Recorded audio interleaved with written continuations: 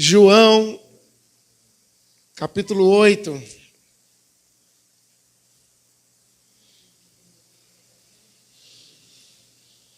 Hoje nós vamos falar um pouquinho sobre Deus é misericordioso.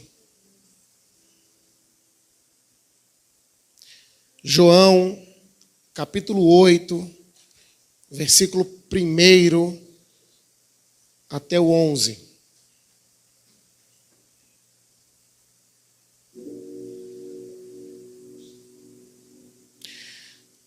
Jesus, porém... Que barulho é esse? Tá. Jesus, porém, foi para o Monte das Oliveiras.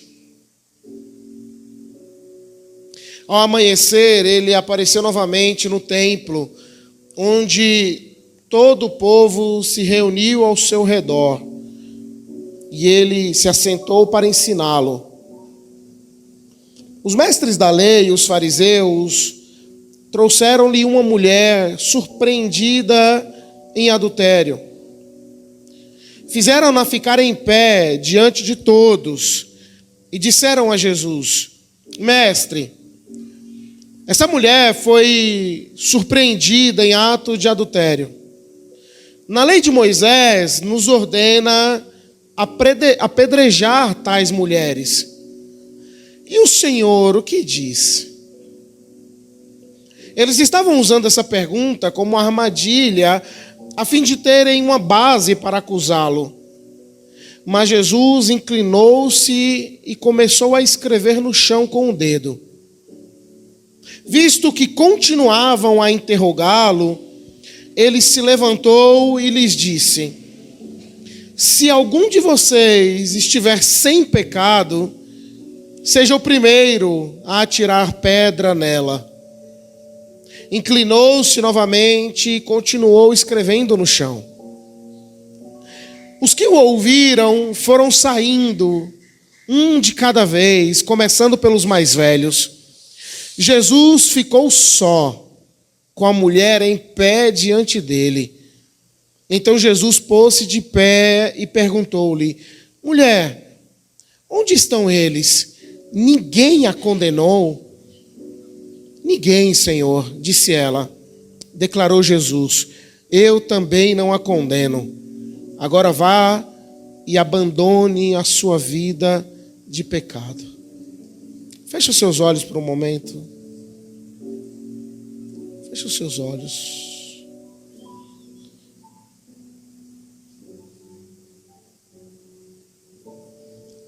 Senhor, em nome de Jesus, obrigado por tua graça, por teu amor e por tua misericórdia. Obrigado porque o Senhor é bom. Obrigado porque o Senhor é bom. E a sua misericórdia se renova a cada manhã, Jesus. Pai, a minha oração aqui é a mesma de sempre quando eu vou ministrar. Que a mensagem que eu vou pregar, Senhor Deus, não seja minha. E que eu não atrapalhe aquilo que o Senhor quer falar nessa noite. Em nome de Jesus. Amém e amém. Graças a Deus. Gente, esse é um texto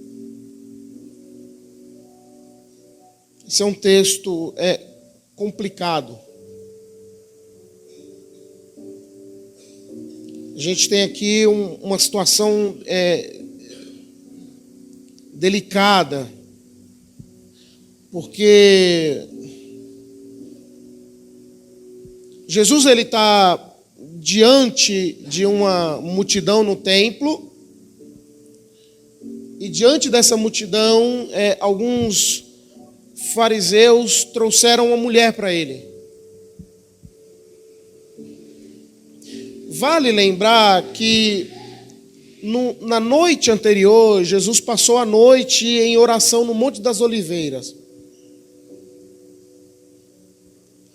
Era muito comum que Jesus ele sempre se retirasse antes de enfrentar alguns desafios complicados da vida. Ele foi para um lugar de oração, um lugar de solidão. E quando ele volta, ele vai direto para o templo para poder ensinar as pessoas. Então ele se assenta, fica um grupo de pessoas em pé ao seu redor, e ele começa a ensinar.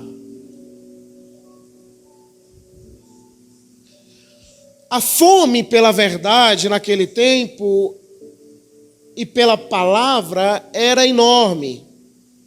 Então, toda vez que Jesus chegava em algum lugar, sempre haveria uma multidão. Só que nesse dia, a paz do ensinamento de Jesus foi interrompida por conta de uma...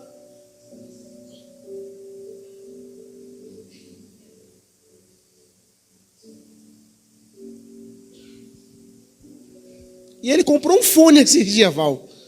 Para que esse fone que ele comprou?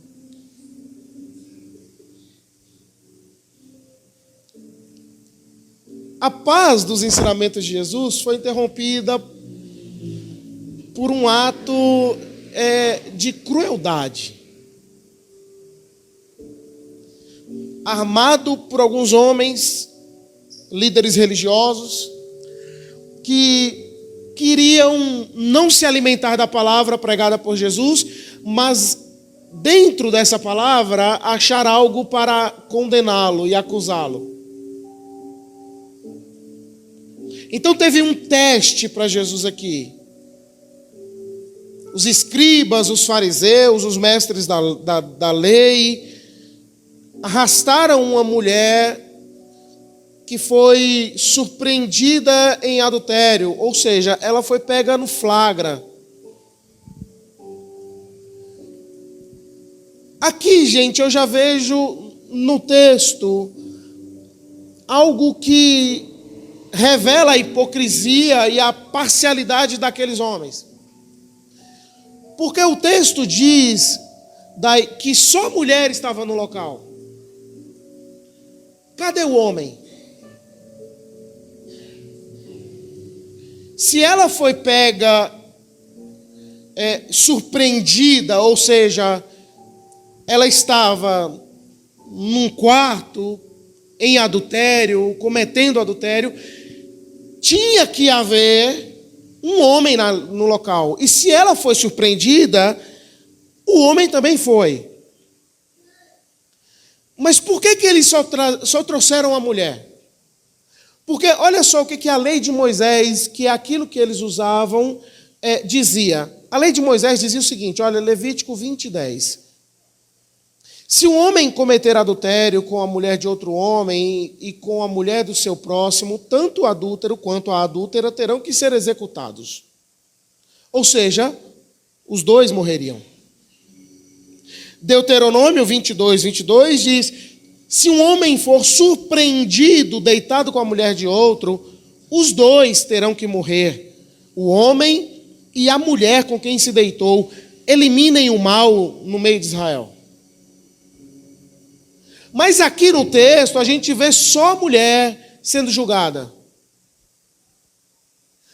Isso revela que havia ali uma distorção da lei feita por aqueles homens. E além disso, uma manipulação cruel de uma vida humana em prol de um desejo maligno de tentar prender Jesus por meio de uma armadilha teológica. Porque a fala deles, gente, era a seguinte: Jesus, na lei, Moisés ordenou que tais mulheres, já está distorcendo, não é tais mulheres, na lei, Moisés ordenou que ambos. Mas eles disseram que tais mulheres sejam apedrejadas.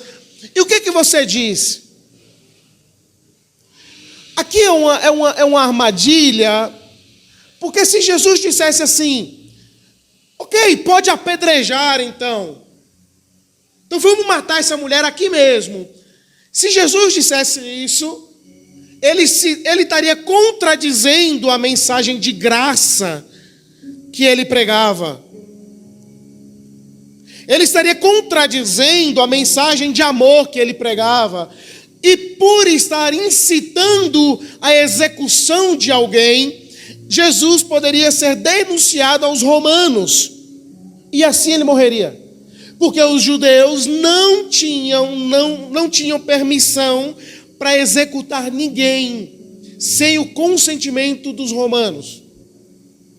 Então, se Jesus dissesse apedreja, ele iria contra a palavra que ele prega, e por incitar a morte de alguém, ele seria condenado pelos romanos à morte. Agora, por um outro lado, se Jesus dissesse não apedreje, ele estaria indo contra a lei de Moisés. Então ele deveria ser apedrejado. Vocês estão entendendo aqui a artimanha maligna que eles montaram? É um dilema que eles colocaram Jesus, um tribunal armado. Só que eles esqueceram que ali não estava um rabino qualquer, ali não estava um homem qualquer, ali não estava um juiz qualquer. Quem estava diante deles é aquele que é maior que Moisés. Quem estava diante deles é aquele que é maior que a lei. Então Jesus, na sua imensa sabedoria, se curva e começa a escrever no chão com o dedo. Isso aqui é um dos maiores mistérios que tem na Bíblia. O que Jesus escrevia? Porque assim, nenhum dos discípulos que estavam presentes relata o que ele escreveu no chão, mas relatam que ele escreveu alguma coisa. Aí a gente tem muita conjectura sobre o que ele poderia ter escrevido, mas o que alguns dos grandes teólogos da Bíblia dizem, e que faz sentido, para mim pelo menos, é o que está escrito em Jeremias 17:13. Presta atenção nisso aqui. Jeremias 17:13. Ó Senhor, esperança de Israel, todos os que te abandonaram sofrerão vergonha. Aqueles que se desviaram de ti terão seus nomes escritos no pó, pois abandonaram o Senhor, a fonte de água viva. Ó Senhor, esperança de Israel, todos os que te abandonarem sofrerão vergonha. Aqueles que se desviarem de ti terão seus nomes escritos no... Alguns teólogos dizem, baseado em Jeremias 17:13, de que o que Jesus escrevia ali eram os nomes de todos aqueles mestres, fariseus e escribas. Então no pó da terra Jesus escrevia o nome deles, baseado em Jeremias 17:13. Agora, o texto não revela o que ele de fato escrevia, mas a ação de Jesus nos ensina muito. Antes de condenar, curve-se. Antes de julgar, antes de apontar o dedo, abaixe. E quando Jesus está inclinado e eles insistem numa resposta, Jesus, e aí, vai responder ou não vai? A gente precisa ter aqui uma resposta rápida. A gente mata essa mulher ou não? Jesus abaixado, a mulher se preparando para ser morta, porque ela não imaginava que um rabino fosse contra a lei. Homens ao redor dela com pedras nas mãos, clamando por uma resposta de Jesus. Jesus se levanta e diz a frase que a gente conhece: aquele que entre vocês estiver sem pecado, atire a primeira pedra. O que Jesus faz aqui, gente, não é um afrouxamento da lei. O que Jesus faz aqui é um aprofundamento da justiça. Jesus está dizendo: tá bom, vocês pegaram ela em adultério, vocês estão relendo a lei a seu modo, estão querendo matar a mulher e querem a minha permissão? Não. Se algum de vocês não tem pecado, então atire a primeira pedra. Ou seja, ele devolve a justiça para a consciência daqueles que se consideram juízes. Se vocês são juízes, então ok, vai lá. Eu não vou me subjugar ao juízo de vocês. Se vocês são juízes, então atire a primeira pedra. Aí o texto vem dizer que um a um, começando pelos mais velhos, foram embora. Jogam a pedra no chão e saem. Eles sabem que eles também carregam pecados. Eles sabem que eles também mereciam as pedras. O único ali que poderia atirar uma pedra naquela mulher era quem? Jesus. E mesmo assim ele não faz. Gente, nós vivemos em uma sociedade que é marcada por julgamentos públicos, virtuais. A gente vive numa sociedade que as redes sociais funcionam como praças de apedrejamento.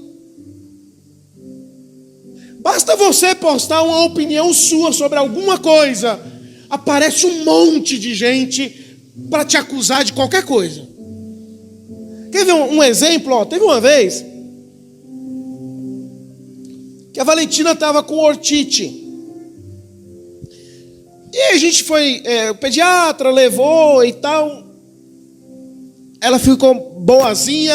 Aí, uns 2 dias depois dela ter se recuperado bem, em casa, antes dela chegar, eu armei uma cabana bem grandona assim, com a TV dentro. Coloquei um monte de salgadinhos, doce, refrigerante, suco, um monte de coisa, um monte de porcaria que a criança adora comer. Fine, um monte. E aí eu fiz um videozinho legal e postei. O que mais tinha era gente falando assim: nossa, mas por que tanta porcaria para a menina comer? Nossa, mas era melhor se fosse várias frutas, se fosse sucos naturais. Eles não sabem que a Valentina não come só isso o dia inteiro e todos os dias. Eles não sabem que o que ela mais gosta de comer no dia a dia é arroz e feijão. Mas por um vídeo, eles já determinam o que eu dou de alimento para minha filha durante a vida inteira. Então a gente é julgado por qualquer coisa. A gente é julgado por qualquer coisa. Começa a ir para a academia e começa a postar foto no espelho da academia. Vai alguém aparecer. Robson e Daiane ali, ó. Isso aqui é para vocês. Vai alguém aparecer e vai falar assim: mas pra que tá treinando tanto para ficar forte? Ou coisa feia. Tem ou não tem? Sempre tem. Começa a ficar gordo.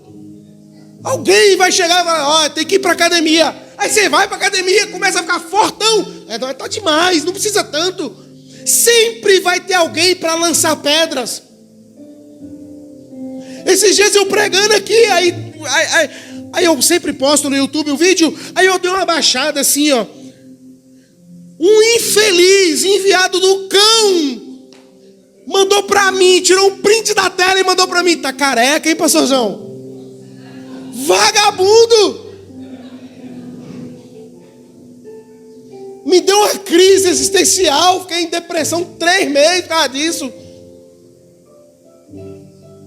Sempre vai ter alguém para nos tacar pedras, mas o que Jesus nos ensina é: antes de erguer as mãos para atirar a pedra, abaixe, se curve. Sabe, a mulher não nega o pecado que ela cometeu, mas a sua salvação não está na sua inocência, está em quem ficou com ela até o final. Quantas vezes a gente usa a Bíblia como se a gente fosse o dono da verdade, o dono da razão, para condenar alguém. Quantas vezes a gente julga com a severidade da lei, mas sem a graça de Cristo. A gente vive num tempo de pedras invisíveis que são lançadas a nós e também por nós, com palavras duras, pedras de desprezo, pedras lançadas pela rede social, pela família, pela igreja. Sabe quantas vezes a gente já não condenou alguém, mesmo sem saber pelo que aquela pessoa estava passando? A mulher foi pega num ato, foi arrastada para o público, julgada, usada como uma arma teológica para prender Jesus. E ela representa todos aqueles que já foram expostos nos seus piores momentos e tiveram a sua identidade reduzida a um erro.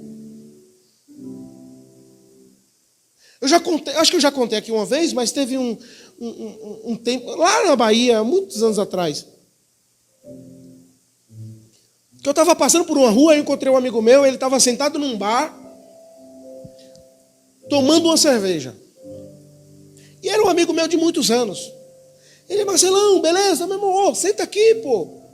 Vamos tomar uma comigo. Eu falei: não, obrigado, não bebo, mano. Estou tranquilo, eu não bebo. Não, então toma um refri aí. Eu, na minha extrema inocência, qual refrigerante que eu pedi? Guaraná. Estou com meu copo com Guaraná. Passa um irmão da igreja. Ele olha, ele não vê a garrafa de Guaraná, ele só vê a garrafa de cerveja na mesa. Eu chego no culto, no domingo, a minha pastora me chama e fala assim: Marcelo, eu era líder de jovens na época, o que aconteceu que você estava bebendo hoje? Bebendo o quê? É que uma pessoa veio e me falou que você estava num bar com outro rapaz e tinha uma cerveja e 2 copos de cerveja na mesa. Eu falei: pastora,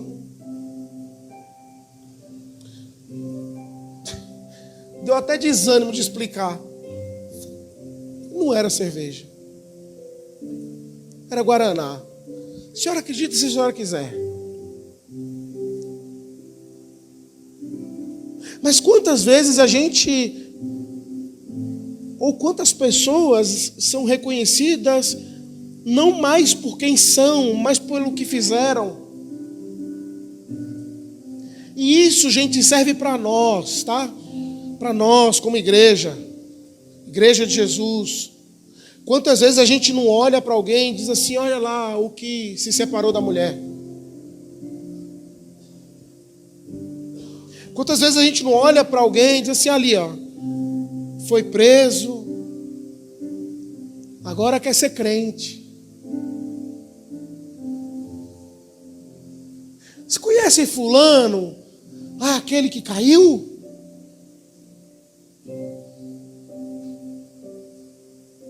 Quantas vezes a gente já não julgou alguém que engravidou namorando?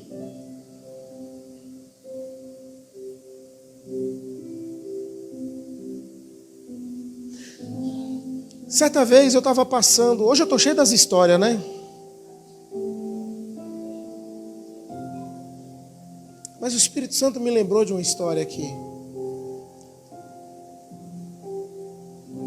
Certa vez eu estava passando numa rua, na Bahia também, há muito tempo. E Deus falou comigo assim: entra ali e fala com fulana. me falou o nome da pessoa. Nessa época eu era mais santo. Deus falava comigo. Fala com fulana. E eu falei, não, Jesus, jamais. Era uma palavra bonita, né? Era um prostíbulo. Eu falei, não, Senhor, eu estou com a Bíblia. Não posso entrar lá. Fui para casa. Tomei banho, deitei. E não consegui dormir porque Deus ficava falando, volta lá e fala com fulano. Volta lá. Ok, chamei um amigo meu. Falei, vamos ali, vamos. Voltamos, entramos. Falei, cadê fulana? Apareceu para mim. E ela já veio assim, é X. Falei, não, moça. Não estou aqui para isso. Jesus mandou vir falar com você. E ele falou o seu nome. Aí ela começou a chorar, Val, para mim. Ali.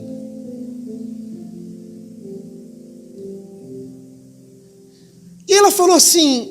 Aí a gente foi para a rua, né? A gente foi para a rua e ficou conversando na calçada. E ela falou bem assim, moço, o meu pai é pastor até hoje. Eu vim parar aqui nesse lugar porque eu engravidei de um namorado que eu tive na igreja. E o meu pai me expulsou de casa. Quem me acolheu foi a mulher daqui. Eu abortei. Olha o enredo. Eu abortei. E agora eu trabalho aqui, porque é o único lugar que me restou.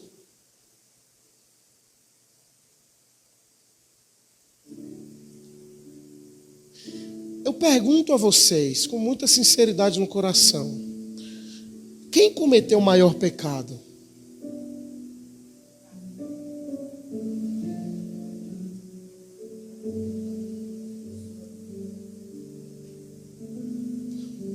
Quando aquela mulher esperava uma pedra, Jesus veio com a palavra. Quando ela esperava uma condenação, Jesus veio com misericórdia. Quando ela se preparava para morrer, Jesus veio com vida. Porque a graça de Jesus é isso, a graça transforma rótulos em uma nova identidade.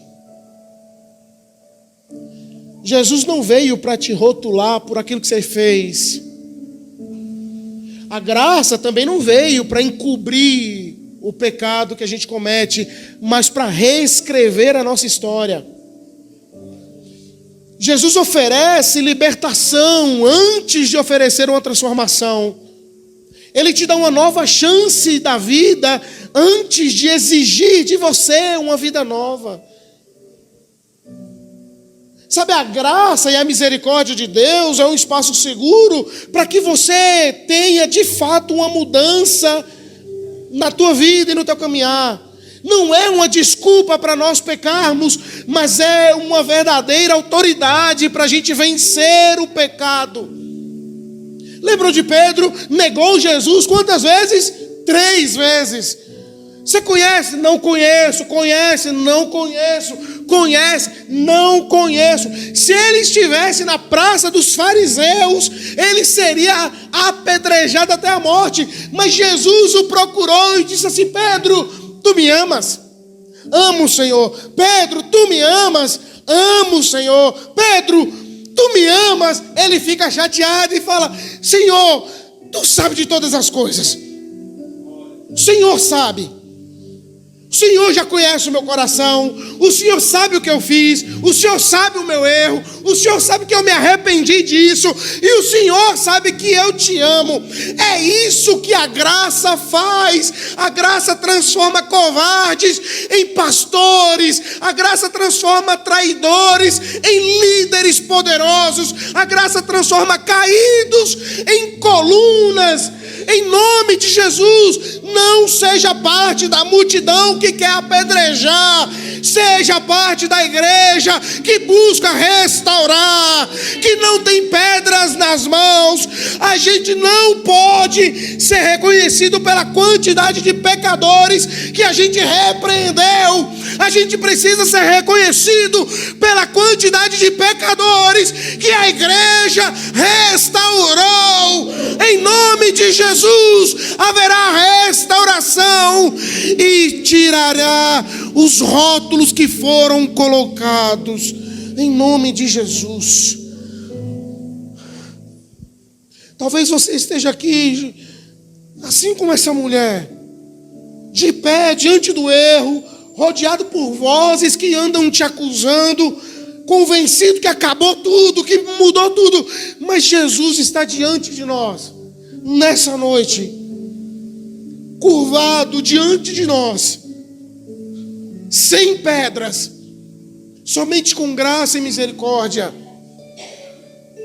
E Ele está dizendo para nós: tem um recomeço, tem coisa nova, tem vida nova, tem um vai e não peques mais que te reposiciona na tua vida.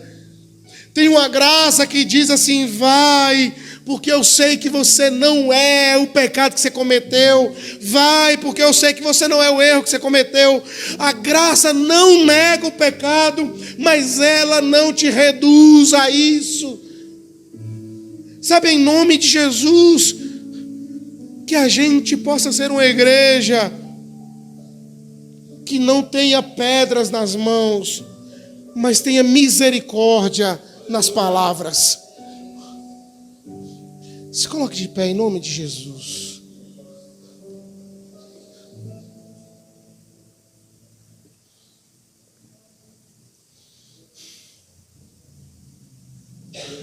A pergunta de Jesus no final ecoa até hoje.